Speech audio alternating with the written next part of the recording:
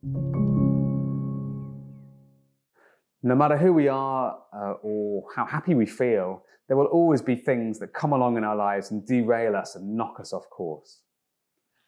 We all face loss, we all face adversity, and very often these things can be unexpected and completely outside of our control.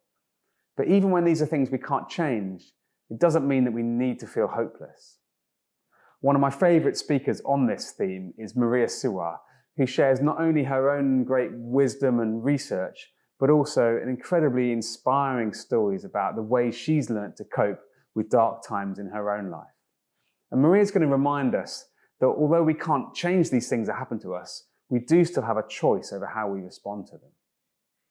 I had a childhood that was bookended by loss. A dear grandfather died when I was quite young, and when I was 19-year-old, a dear cousin of mine died, both suddenly, both to cancer. And that set me onto the path of questioning, how do we navigate loss and stay intact? And I found my way into psychology and eventually worked with kids facing life-threatening illnesses. And during that time, got married, had children, then got a divorce. And so I've had a number of moments of profound shifts in my life that have caused my heart to shatter and then attempt to sort of grow and rise through it. So those are the personal roots of this inquiry for me. So I have a mind that left to its own devices defaults to anxiety. I default to worry and rumination.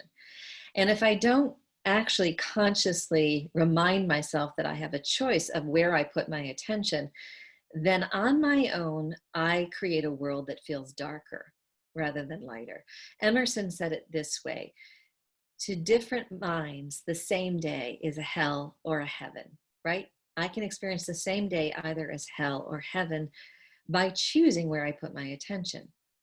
We all maximize negative input coming our way and minimize the positive. We all have our emotions cloud our judgment. Sometimes some of us blame and shame. We externalize. We don't take responsibility. So an emotion triggers this crazy thinking, which then triggers usually very bad behavior. I isolate, I defend, I attack. Again, normal. We don't want to spend time spinning in these negative thought habits. So I want to teach you a very quick, simple tool based on what Tal Ben-Shahar, a thought leader in our field, calls the genius of the and. So you want to name out loud the negative, distressing thought that you're having, and then write the word and, literally write the word and. And on the other side of the and, what we want to write are sentences that are both positive and true. Notice we're not telling ourselves, don't think those thoughts. We're saying, have the thoughts, but don't stay stuck there. The bigger, very painful thoughts, like, I have failed this person, or I have really let someone down. We may not be able to get to the positive responses right away.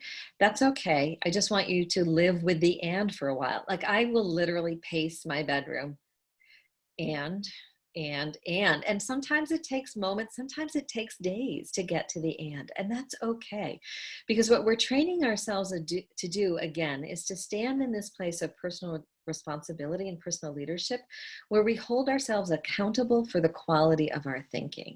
When we look at the anecdotal tales of those in the worst circumstances, like Nelson Mandela in jail for 27 years, or Anne Frank in the attic, hiding from the Germans, or stories of men and women who have suffered greatly over long periods of time.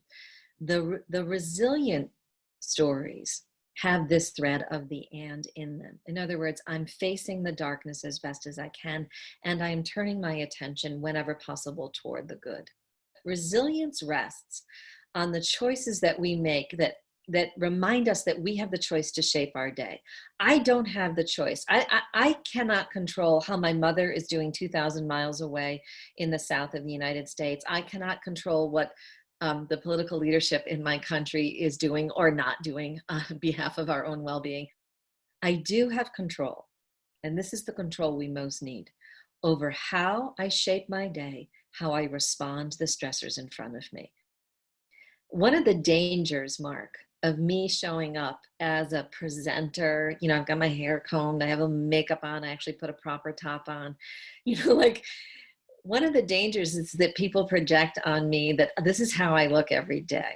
And no, I lost Monday, a week ago Monday, I buried one of my oldest friends who died of cancer.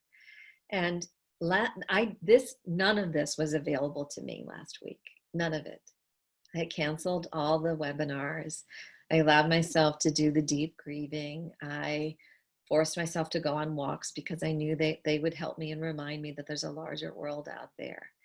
So any projection you might have that Mark or myself or any of the other speakers aren't experiencing what you are experiencing, please let that go. We are all human together. And my capacity to show up for you today rested on my permission I gave myself last week to fall apart for a while and grieve the fact that I was not able to say goodbye to someone I loved. I was not able to hold him, not able to see him face to face. And I will live with that. And I'm determined to grow meaning out of the love we shared anyway. Wow, I absolutely love listening to Maria. I find her so moving and inspiring. She's able to connect with all of us in such an open way about these dark and difficult experiences she's had in her own life. And she's able to find the positive things that can come out of those dark times. And often when we think about pursuing happiness, we imagine it might be about getting rid of all the unhappy things, but that isn't actually very helpful or realistic. A happy life is not about pretending things are fine when they're not. It's about seeing things as they really are and focusing on what's good. We don't need to get rid of the darkness to find happiness.